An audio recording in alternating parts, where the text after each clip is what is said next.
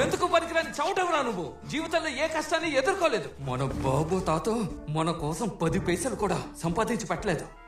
దొరికిన టైంలో మనం సంతోషపడాలి, లేని టైంలో మనం కష్టపడాలి.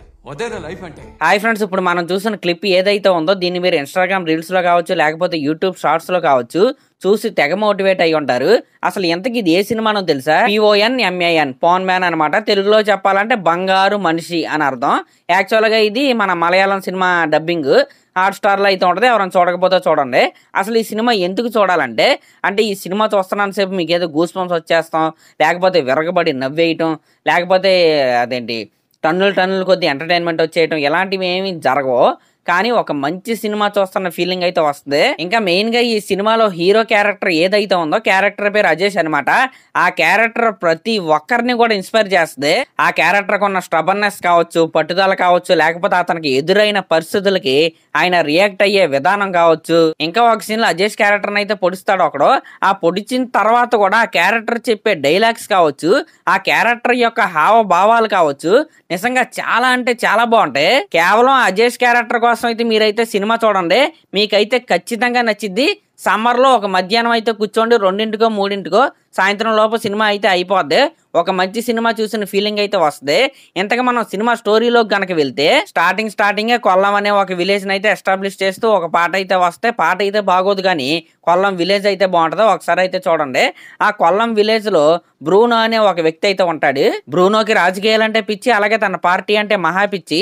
ఒక రోజు ఏం జరిగిద్దంటే, చర్చి బయట ఉన్న గోడకి తన పార్టీకి సంబంధించిన పాంప్లెట్స్ అయితే అంటిస్తాడు. ఆ పాంప్లెట్స్ ని ఆ చర్చికి సంబంధించిన ఒక వ్యక్తి అయితే పీకేస్తా ఉంటాడు.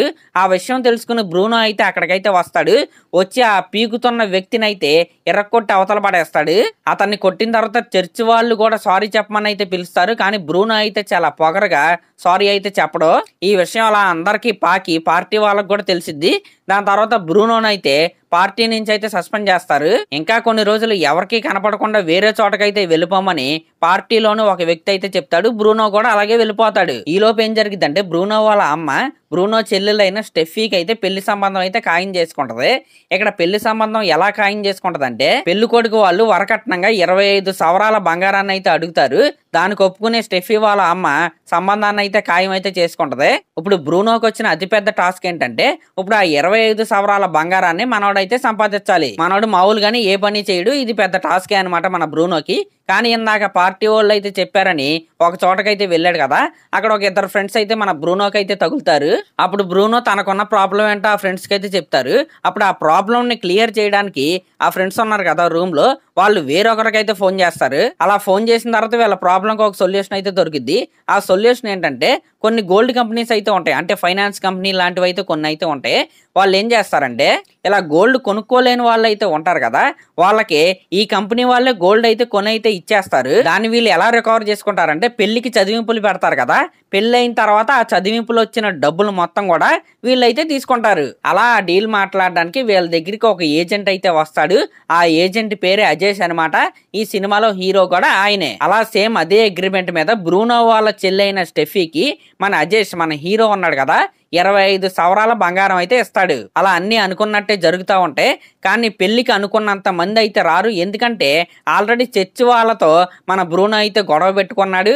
అలాగే పార్టీ వాళ్ళు కూడా ఆ పెళ్లికి అయితే దూరంగా అయితే ఉంటారు. టోటల్ గా చదివింపులు ఎంత వస్తాయి అంటే, వీళ్ళు తీసుకున్నది 25 సవరాల బంగారం కదా, 12 సవరాలకి సరిపడా డబ్బులు మాత్రమే వీళ్ళకైతే చదివింపుల్లో అయితే వస్తాయి. మిగతా 13 సవరాల బంగారానికి సరిపడా డబ్బులు అయితే రావు. దాని తర్వాత ఏమైందంటే, స్టెఫీకి అయితే పెళ్లి అయితే కదా మన బ్రూనో వాళ్ళ చెల్లెలు, వాళ్ళ ఆయన పేరు ఏంటంటే మరియన్ అనేవాడు చాలా కోపిష్టి, చాలా తిక్కలోడు. ఆడు ఎంత తిక్కలోడు అంటే, తను యాక్చువల్గా ఒక రైతు అనమాట. మన రొయ్యలు ఉంటాయి కదా, ఒక ఓనర్ దగ్గర పనిచేసే వ్యక్తి. ఆ చెరువును మొత్తం ఆయనే చూసుకుంటాడు. ఎవరో 2 కుర్రోళ్ళు తన బోట్లో రొయ్యల్ని చెప్పకుండా తీసుకున్నారని వాళ్ళనైతే చావకొడతాడు. అలాంటి క్యారెక్టర్ మరియన్ది.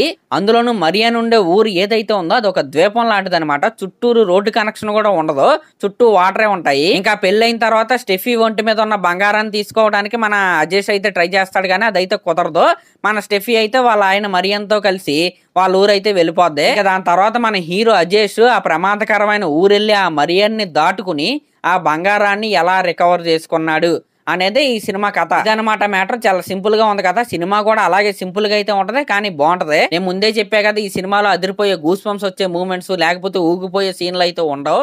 చాలా క్లీన్ గా ఒక మలయాళం డ్రామాని అయితే మనం అయితే చూస్తాం. మనకు అందరికీ తెలిసిందే, మలయాళం సినిమాల్లో ఎక్కువగా ఉండేది మాస్ ఎలిమెంట్స్ కంటే ఎక్కువగా ఉండేది drama. Pure drama based cinema ఇది కూడా. సరే, మరి మంచి సినిమా అనిపించింది, అందుకే మిమ్మల్ని అయితే చూడమని అయితే చెప్పాను. మరి సినిమా చూసిన తర్వాత మీకు ఎలా అనిపించిందో ఒక కామెంట్ అయితే చేయండి. అలాగే మన ఛానల్ కనుక ఫస్ట్ టైం చూస్తున్నట్టయితే ఖచ్చితంగా సబ్స్క్రైబ్ చేసుకోండి. Thank you.